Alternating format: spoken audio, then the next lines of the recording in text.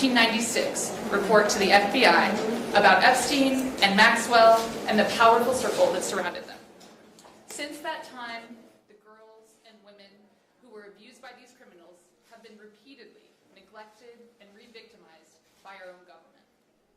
The recent release of materials highlights this, as the names of many powerful individuals remain redacted, while the names, personal data, and even images, nude images, of many victims were released. Rather than apologize for this failure, this DOJ has doubled down on denial and distraction. We are tired of the games. When those we elect to office misuse their positions, it harms us all. We are here to remind our elected leaders and other Americans that there is always a choice. You can sit by and watch the abuse of power, as so many wealthy, educated, connected individuals did in the Epstein case. Or you can do the right thing, the courageous thing. You can speak out the way my sister Maria Farmer did because of her concern for her younger sisters. You can speak out the way Virginia Roberts Dufresne did after she looked down and saw her daughter and knew she deserved safety and protection. I know that courage is contagious because these women inspired me to find my voice. And the more I have used it, the more I have heard from others who are speaking out about their own experiences of abuse and standing with us in demanding true transparency, the whole truth that survivors and the American people deserve.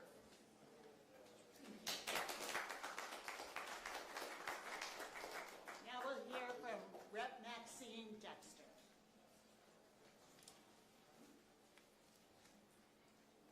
Good afternoon. I'm honored to be here. I am Maxine Dexter, a mother, a physician, and the proud U.S. representative for Oregon's 3rd, and I'm deeply honored to have Lisa Phillips here as my guest tonight for the State of the Union, a survivor of Epstein's abuse, a powerful voice for justice, and she will attend the State of the Union tonight on my behalf. Tonight, as Epstein survivors like Lisa stare down our government, a government that has failed them for decades, you will all bear witness to an important shift in power in this nation. The wealthy and influential have persistently been shielded from accountability for their actions. This has certainly been true for the Epstein class of abusers. This exclusive, twisted club has gone to great lengths to protect their own, to bury the truth, and to perpetuate harm to young girls and women across the world. Not anymore. Tonight, as Trump tries to spend his first year in office as anything other than a crusade to protect himself and the Epstein club of abusers, Lisa's presence, the survivors' presence, makes clear that the powerful will not be protected. It is due to the persistent courage and resilience of survivors that abusers will be held accountable and brought to justice. Accountability means the Department of Justice fully investigates and prosecutes the crimes disclosed in the Epstein files when we get to see them. I was there just a few hours ago. There's hundreds of papers that are completely blacked out still. The brave women who have persistently advocated for transparency and accountability deserve our deepest respect and gratitude.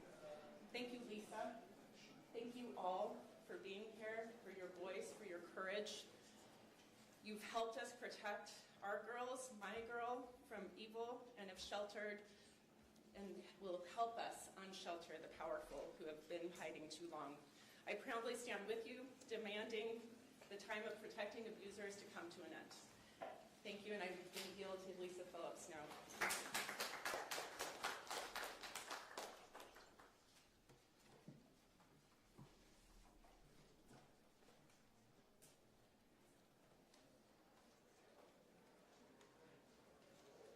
Good afternoon. I'm Lisa Phillips, and I'm a survivor of Jeffrey Epstein and his world. I want to thank Congresswoman Dexter of Oregon for inviting me to be here today. It's such an honor. I always get emotional because every time I look at my survivor sisters behind me, I am reminded that they represent at least 200 victims. I don't want you guys to forget that. So when I stand here, I do not stand alone. I represent hundreds of faceless, nameless survivors. Some I have had the honor of knowing and supporting over the last few years, young women and girls who were never given a voice. My survivor sisters and I have come to Capitol Hill many times this past year, as you know, and we will keep coming back again and again until all the Epstein files have been released. Because accountability is impossible without full transparency. Those of us who lived through the horrors of the Epstein world have always known this was never just a story of every person named. Some may have committed no crimes. Some may have. Some may have. But every person connected to wrongdoing in Epstein's world in any nation must be investigated and, if appropriate, held accountable. Every single one. We're not going away. Every single one. We're not going away. We're not fading into silence. Thank you. Laura, please.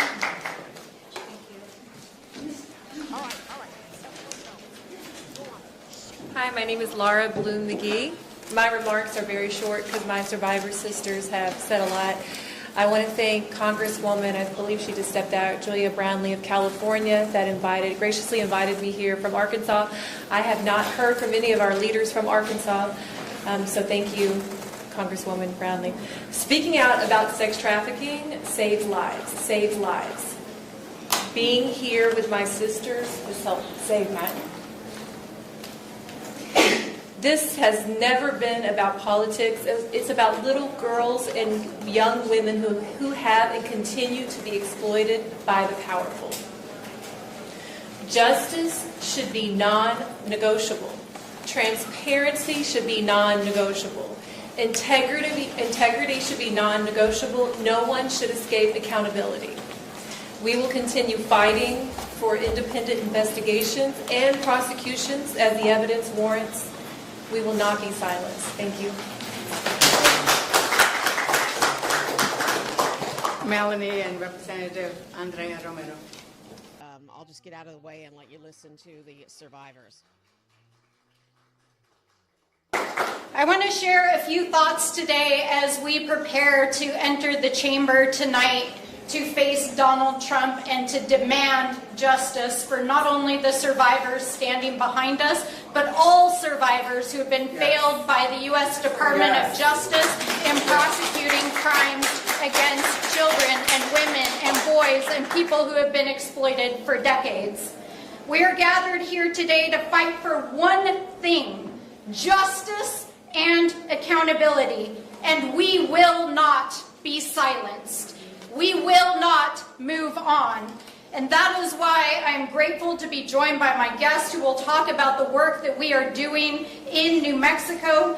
But tonight matters more than ever because survivors deserve to be seen, they deserve to be heard, and their presence matters more than ever as the world's eyes are upon us. Because let me remind you that every survivor who is here who raised their hand a couple of weeks ago during Pam Bondi's hearing knows that they have been failed by this administration and many administrations in getting the justice that they so rightly deserve. We refuse to let the powerful hide behind money, power, and influence. And we refuse to remain silent about Donald Trump's hiding about the truth of his own individual investigation. These are the files that the FBI has removed from their public Department of Justice database. The yellow files here are the files that President Trump is hiding. The yellow files here are investigations with a woman who was abused as a minor and who alleged that Donald Trump was her abuser. These are the files that they are hiding, among many millions of more. But I want to just close things out by sharing with you the words of perhaps one of the most important people who cannot be here today, and that is Virginia Giuffre. So let me read you just the closing passage from her book. If you've read this far, I hope my story has moved you to seek ways to free yourself from a bad situation, say to stand up for someone else in need, or to simply reframe how you judge victims of sexual abuse.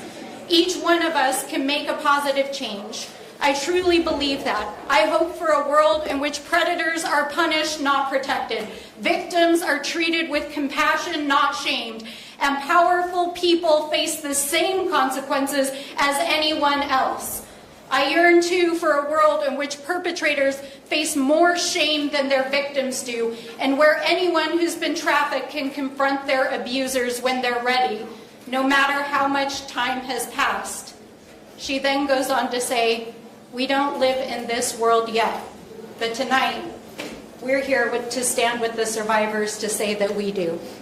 And with that, I would like to introduce our amazing State House Representative, Andrea Romero. Good afternoon, everyone. Again, I'm House State Representative Andrea Romero from the District of Santa Fe, and I am the chair of the Epstein Truth Commission. I am honored to stand alongside these courageous survivors today, and I want them to know New Mexico sees you, New Mexico believes you, and New Mexico is taking action. Last week, our New Mexico House voted unanimously to create a Truth Commission, a bipartisan group of state legislators committed to investigate Jeffrey Epstein's crimes in New Mexico, find out what happened at Zorro Ranch, and hold perpetrators and enablers accountable. If merited, we'll turn these files into trials. Yes. Our commission will pull together the full story of what happened in our state. We will determine whether local and state officers appropriately responded when survivors came forward. We will use our subpoena power to compel witnesses to share what they know. And we will create a safe, survivor-centered space for victims to be finally heard. We are already working. We held our first meeting the morning after the commission was approved because we will no longer wait for the answers we should have had years ago. This is about the truth. This is about accountability. This is about making sure that no child, no vulnerable person ever has to go through what the survivors standing here today have endured. New Mexico is stepping up for the survivors, for our communities, and for every future generation that deserves to grow up safe. I want to thank you all and thank you for this opportunity. So the last survivor that we will hear from tonight, and I want to reemphasize. Hi, so I'm just letting you know what's going on. I've got going live to the Epstein survivors who are on Capitol Hill talking about their feelings, and some of them are going to sit in today for Congress members who are boycotting. So some of these women will be sitting in the seats of the Congress members. So I'll get back to it. I just wanted to fill you in on what's going on. And I'm trying to get display capture here. As she continues to work with survivors and against trafficking.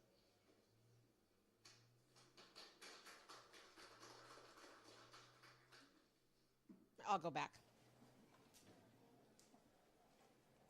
My name is Liz Stein. I met Jeffrey Epstein and Ghislaine Maxwell when I was a senior in college, just 21 years old, in 1994. My involvement with them lasted approximately 3 years. Before the State of the Union, it is worth asking ourselves what our state of moral courage is. Human trafficking persists largely due to our cultural discomfort with directly naming sexual violence. Talking about sexual assault not only makes us uncomfortable, it exposes failure. It reveals where power has been protected at the expense of the vulnerable. It forces us to confront who is protected in this country and who is not. The crimes of Jeffrey Epstein were not committed in isolation. They were enabled by social, financial, political systems that look the other way.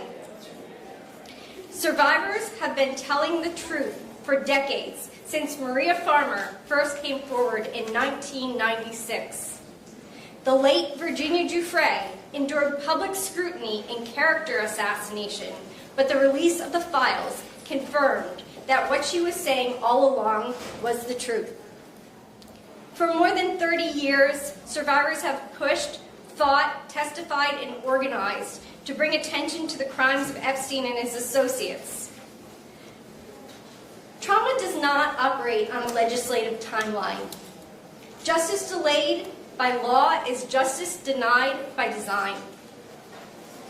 Around the world, investigations have reached the powerful, but our Department of Justice and this administration have handled the release of information in a way that leaves survivors and the public asking why the United States appears reluctant to lead on accountability in a case that happened largely on our soil.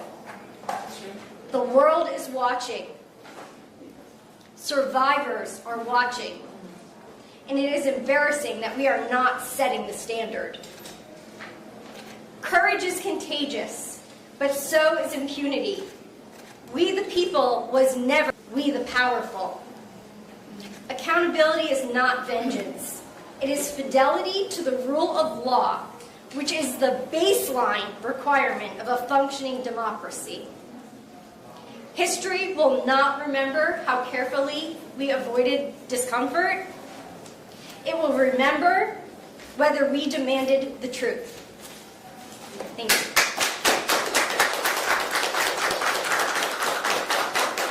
So, as we heard today from my colleagues and from the survivors, it strikes me that there were two incredible themes.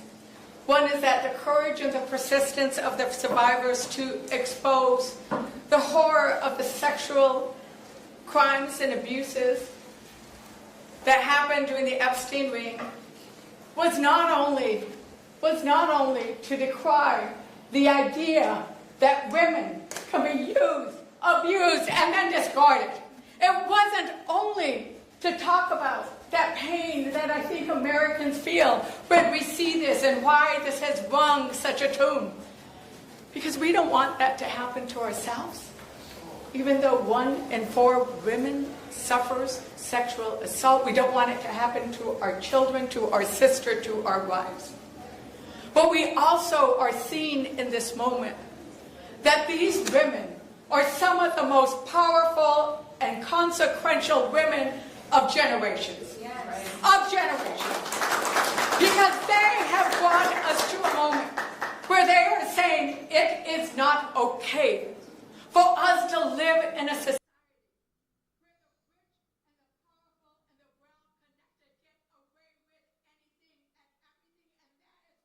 happened until today and until you all started and did stop, because it was your persistence, it was your courage that is contagious that has brought us here. And it has brought us to a point where 3 million files have been released, 3 million have not. 3 million have not. And it has brought us to a point where we know that even as those files are released, that the Epstein survivors, the up to 1,000 girls and young women, don't have recourse. Because when the Department of Justice refuses to criminally investigate, they cannot sue civilly. So that is why Virginia's law is so important. And it is important that we pass Virginia's law, because the abusers should not have time as one of their weapons. And right now they do. Because right now the statute of limitations is 10 years. And what can you do in 10 years? You are simply recovering from the trauma that you have gone through. And so that is why we are hoping that everybody, that it is a bipartisan effort to pass Virginia's law. Not only to honor your sister and your sister, but to honor all the women and men and boys and girls that get abused. Because what the Epstein survivors have taught us, and what this moment is about, is that we matter. That we matter. That people who are not powerful matter. that, as Liz said, we the people is not we the powerful. That we the people in this moment is what this Constitution was made for. This Constitution that we are celebrating was made for this moment, where we will say no. It is not okay to always favor the rich and powerful and well-connected, but it is important that we stand up for those who are scared and vulnerable and weakened and preyed upon. Whether that is because you're hungry, or you need health care, or you need protection, or you need somebody to be investigated criminally, which I think we need to have a whole lot more of that happening. And with that, I just want to thank the Epstein survivors and tell you that our votes are with you, and we will always be with you. As chair of the Democratic Women's Caucus, I thank you for coming today. And we have a little bit of time. I don't know how much time we have. Before, we don't have any time, because we have to go vote. Is that right? We're all going to just go vote. Votes have been called. So thank you so very much.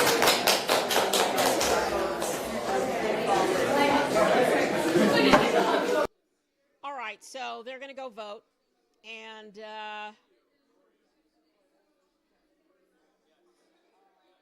I am going to mute.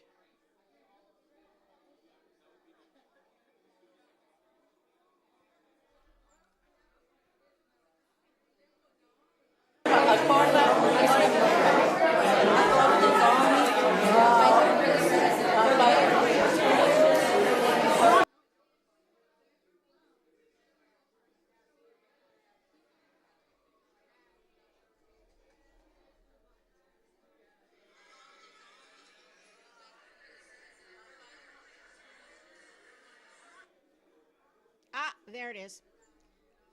I managed to mute. So here's what's going on. I wanted to give you an explanation. They had this press conference. I'm going to get out of here and go to another story.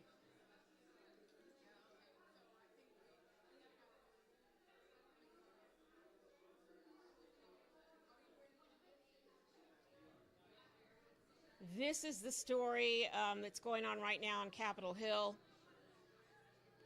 I'm trying to seem to have a feed still of this press conference, so I turned it down here. But there are calls for the resignation of Tony Gonzalez, and I mentioned this last night in my live shot. Take a look at that. But it has to do with Tony Gonzalez having inappropriate text messages with one of his staff members, a staff member who later committed suicide. So this is kind of exploding right now on Capitol Hill. Mike Johnson continues to say that he is not going to force Congressman Tony Gonzalez to step down from the House. He wants the investigation to continue. But now all of the text messages that Gonzalez sent to his staff member are making the rounds. And Midas Touch just did a live shot, and kind of Ben Mycelis read them all on the air. And I have them here, and I can go over some of them with you.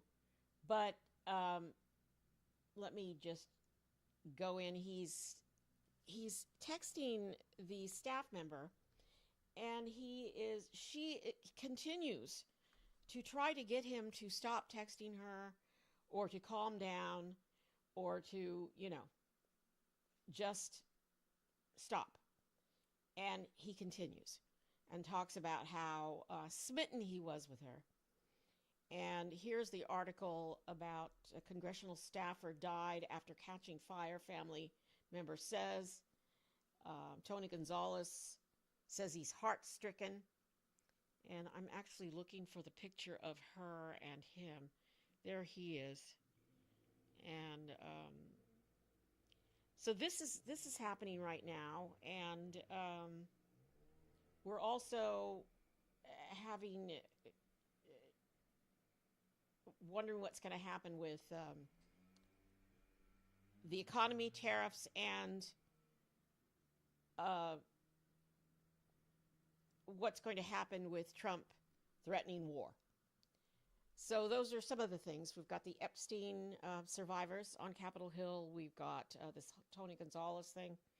And Congress just went to vote, so I'm going to check on that, and I'll be back. And thanks for being here. Please subscribe. And please give me a thumbs up when you watch this video.